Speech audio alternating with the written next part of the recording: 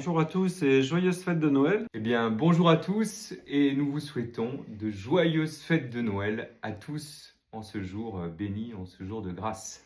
Voilà, c'est un temps baigné par la lumière de la crèche. Et c'est vrai que c'est une double bonne nouvelle pour nous parce que ça nous dit que Dieu s'est fait proche de nous, de chacun, et que c'est l'occasion pour chacun de reprendre un peu ce dialogue avec le Seigneur. Et l'Église, c'est un peu cet endroit où on s'entraide les uns les autres pour connaître mieux le Seigneur et qu'il éclaire notre vie. Donc c'est un peu sous ce signe-là qu'on vous souhaite un bon Noël. Et puis aussi parce qu'à Noël, Dieu se fait proche en particulier des plus petits, des plus fragiles et des plus pauvres, comme les bergers à côté de la crèche. Et il y a tant de précarité et de pauvreté que les gens peuvent se dire c'est pas pour moi, la religion ou la foi. Eh bien Noël, c'est une fête qui dit que Dieu est pour vous et est proche de vous. Et que dans cette belle fête de Noël, eh bien, nous voulons aussi nous réjouir, accueillir en nous le Sauveur. Et comme le disait le Père Guillaume, s'ouvrir aussi effectivement à tous ceux qui sont plus pauvres, ceux qui sont plus petits, fragiles.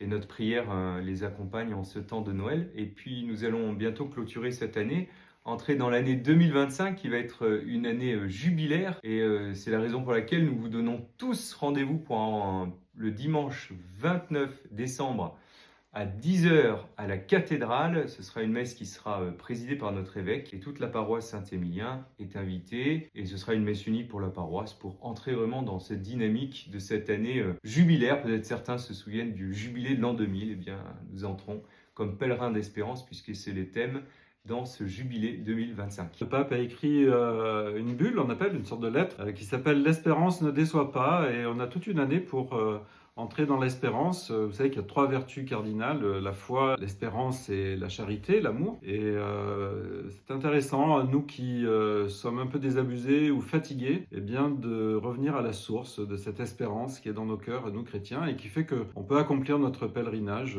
porté par cette espérance. Alors on vous souhaite encore bien, de joyeuses fêtes de Noël, de bonnes fêtes de fin d'année, et puis dans la joie de commencer tous ensemble cette année jubilaire, cette année 2025. Ouais, et que la paix du Seigneur soit sur vous tous. Bon Noël et bonne année derrière. Amen. Au revoir.